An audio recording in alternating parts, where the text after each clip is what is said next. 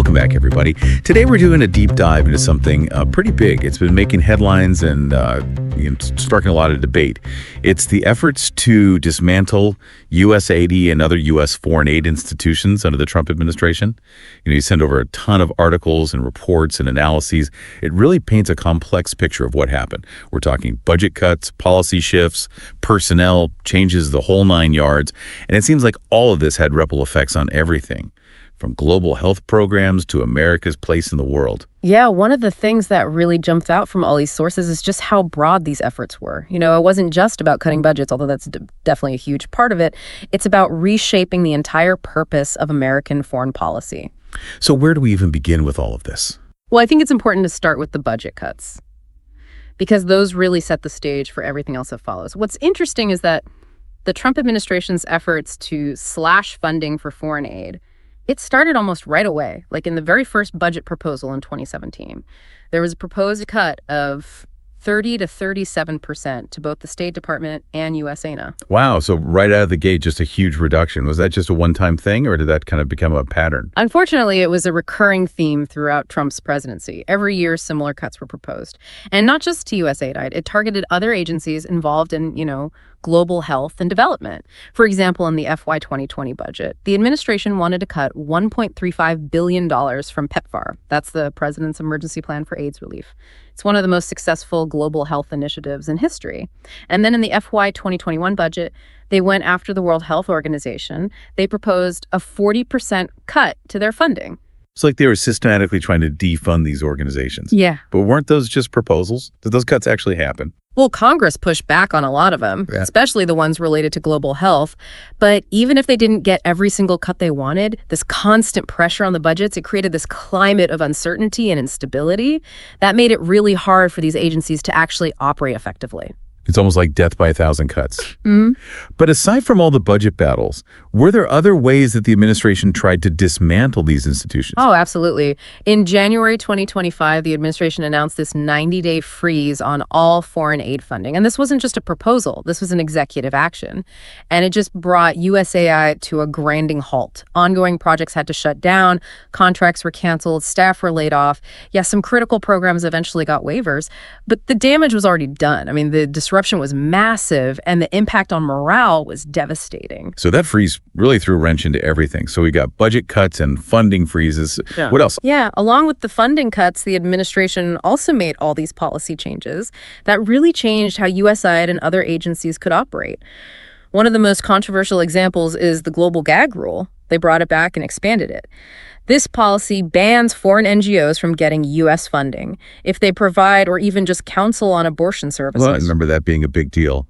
And wasn't this version even more restrictive than previous ones? Exactly. It went way beyond just family planning programs. It extended to any global health assistance, which, really limited the ability of organizations to provide comprehensive healthcare services, especially for women. And that wasn't the only policy change with an ideological bent. The State Department also came out with this directive. It was all about rooting out waste and blocking woke programs, which basically targeted initiatives related to climate change, women's health, and LGBTQ rights. So it wasn't just about saving money. It seems like they were also trying to push their values onto these programs. Exactly. And all of these policy changes, combined with the funding cuts and the personnel changes we'll talk about later, it created this chilling effect on the work of these agencies. It became really obvious that some types of programs and activities were just not welcome, even if they were effective in helping the communities they were meant to serve. So they were trying to shrink what USAID and other agencies could do. And at the same time, they were starving them of resources. You mentioned personnel changes earlier. Mm-hmm. I'd love to learn more about the people who were pushing for all of this. Yeah, that's a really important part of all this. And it gets to the heart of what the Trump administration was trying to do. Okay, well, let's get into that then. Who were some of the key players? Yeah. And what were the motivations? Well, it all starts with Donald Trump himself. His America First worldview, his skepticism towards multilateralism, and, his general dislike for foreign aid were well known. And his personal views really shaped how the administration approached foreign aid. So it sounds like Trump's own beliefs had a big influence on the administration's approach to foreign aid. Yeah.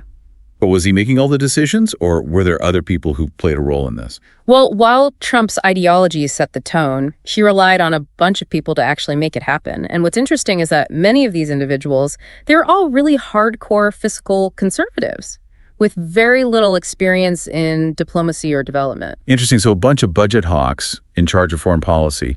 What could possibly go wrong? Who are some of the people we should know about? Well, one of the most influential figures was Mulvaney. He was Trump's budget director, and he was known for being super strict on government spending. He was a big supporter of the hard power budget proposal, which basically prioritized the military over diplomacy and development assistance. What about Rex Tillerson, Trump's first Secretary of State? He came from a corporate background, right? Yeah, Tillerson was the CEO of ExxonMobil before joining the administration. And he brought that whole corporate mindset to the State Department. He was all about streamlining and cutting costs. He proposed this huge budget cut to the State Department, like 26%. And he even wanted to merge USAID into the State Department, which a lot of career diplomats and development experts were really against. Yeah, that merger idea sounds pretty controversial. Did Tillerson get his way with any of that? Congress pushed back a lot, and in the end, he was only able to make small cuts to the State Department budget. But morale was really low during his time. A bunch of senior diplomats resigned, and there was this feeling that diplomacy wasn't important anymore, like it was being replaced by military force. So Tillerson was out after a little over a year. Who came after him? Mike Pompeo became Secretary of State in 2018, and he kept going with the whole politicizing foreign aid and diplomacy thing, especially when it came to issues like abortion and climate change. Under Pompeo, the State Department became more closely aligned with the conservative wing of the Republican Party. And there was this clear shift away from traditional American values, like promoting democracy and human rights. And then you have John Bolton, who was National Security Advisor for a while. He was pretty hawkish, wasn't he? Oh, absolutely. Bolton had always supported military intervention, and he was really skeptical of international institutions. He was a key player in getting rid of the National Security Council's Pandemic Response Unit in 2018. His argument was that global health security wasn't a national security priority. And well, we all know how that turned out. Yeah, that decision definitely seems pretty short-sighted now. Yeah. Any other important figures we should mention? Well, there's Stephen Miller. He was a senior advisor to Trump. And he was really focused on immigration policy. He was all about cutting aid to countries that he thought weren't cooperating on immigration, especially in Central America. This totally ignored the root causes of migration, like poverty and violence, and it just made the problems worse. So basically a bunch of ideologues and hardliners. What about the consequences of all this? What happened when these policies were actually put into practice? Well, the consequences were felt everywhere, and they were often pretty bad.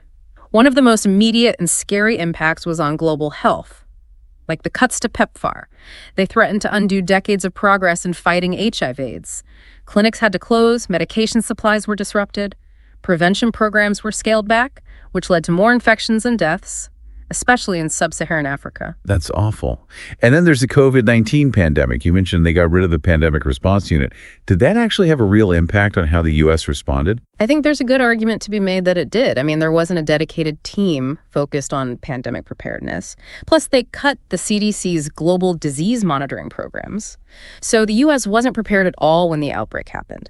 And remember, this was all happening while the administration was trying to cut funding for the World Health Organization, which was leading the global response to the pandemic. Wow, it's like a recipe for disaster. Yeah. So beyond global health, were there other consequences from dismantling these institutions? Yeah, it went way beyond health. We saw these major geopolitical shifts as the U.S. stepped back from its role as a global leader.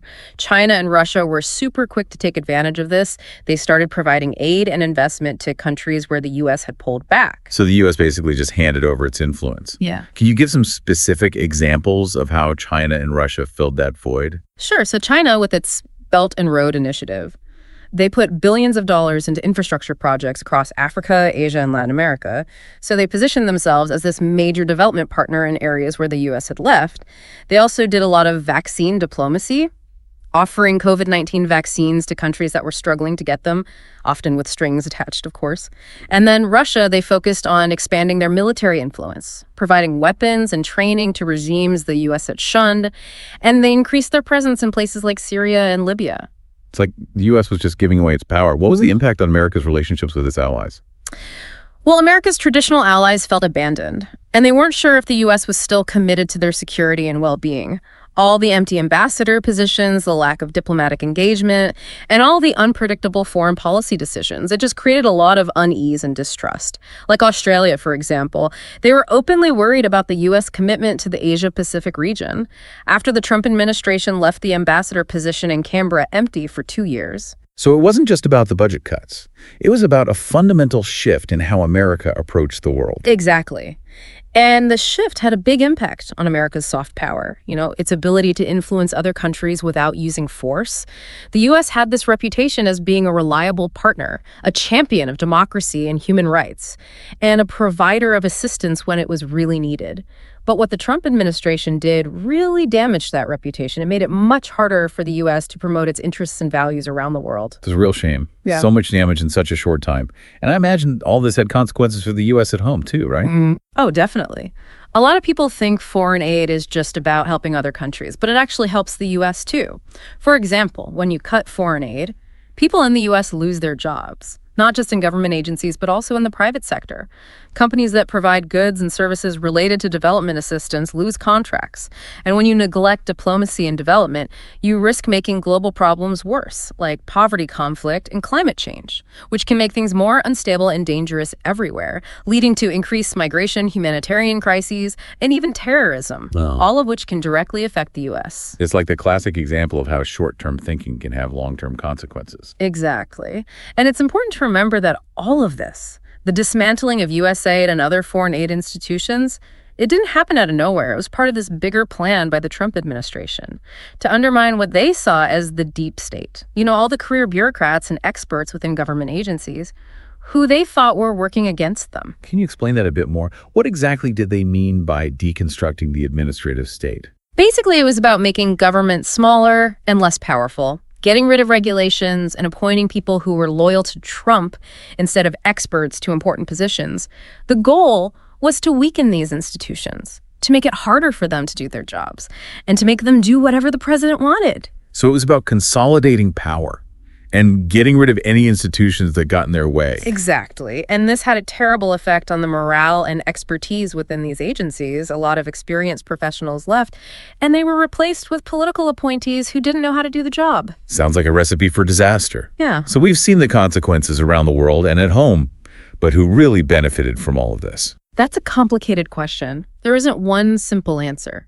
And you could argue that some people in the U.S. benefited politically and financially, at least in the short term. The whole America First thing really resonated with people who were unhappy with globalization and who felt like America was losing power. They saw this dismantling of institutions as a way to make America strong again and to put America's interests first, even if it meant turning away from, global commitments and partnerships. So a win for isolationism. But what about the financial side of things? You mentioned private companies possibly making money from all this. Right. Some critics say that the push to privatize foreign aid basically opened the door for private companies and contractors to profit from the U.S. pulling back. With less oversight and accountability, there was a lot of potential for corruption and waste, because the money went to companies with political connections instead of the ones with the most expertise or experience. Like we've seen this before. Disaster capitalism at its finest. But beyond the people who benefited directly, were there any unintended consequences? Did any of America's rivals benefit from this shift in foreign policy? Oh, absolutely. Authoritarian leaders around the world, who the U.S. had been trying to push towards democracy, they were actually encouraged by America pulling back. They saw it as a sign that the U.S. was weak and that their own repressive tactics were working. With the U.S. no longer pushing for human rights and democracy, these regimes had more power to silence their critics, to hold on to power, and to undermine the rule of law. So it's kind of ironic. The administration said they were putting America first, but they may have actually helped the people who are against American values and interests. Exactly. And as we've talked about, China and Russia took advantage of this situation. They increased their diplomatic and economic activity in areas where the U.S. had pulled back. They offered different ways of developing and governing that often came with fewer demands. This let them grow their influence, make new allies, and challenge America's power around the world. It's a pretty depressing picture. So what does all this mean for the future of American foreign policy? Can these institutions be fixed? And can America get back its position in the world? Well, a lot of damage has been done. and it won't be easy to fix. To rebuild trust with allies, to boost morale and expertise in these institutions, and to get back America's leadership role. It'll take a serious and ongoing commitment from future administrations. They'll need to invest in diplomacy and development, work with multilateral institutions, and stick to the values that have always been important to American foreign policy, like democracy, human rights, and the rule of law. That sounds like a huge task. It is, but it's also really important. The world is facing a lot of serious problems right now, like climate change, pandemics, economic instability, and conflict. And these problems need global cooperation and leadership. The U.S. can't afford to just sit back and watch. This deep dive has been really eye-opening. We've learned about ideology power and unintended consequences. It seems like the effects of what happened to USAID and other foreign aid institutions under the Trump administration, they're still being felt today. Yeah, and there are some important lessons to be learned from all of this. It shows how dangerous short-sighted policies can be, how important it is to invest in diplomacy and development, and how much we need strong and well-funded institutions that can promote American interests and values around the world. It also shows how connected domestic and foreign policy are, how decisions made in the U.S. can affect people all over the world. So as we move forward, we need to stay informed, ask hard questions, and hold our leaders accountable for their decisions. Because the future of American foreign policy, and really the future of the world, depends on it. I completely agree. Well, that wraps up another deep dive. Thanks for listening, everyone. Until next time.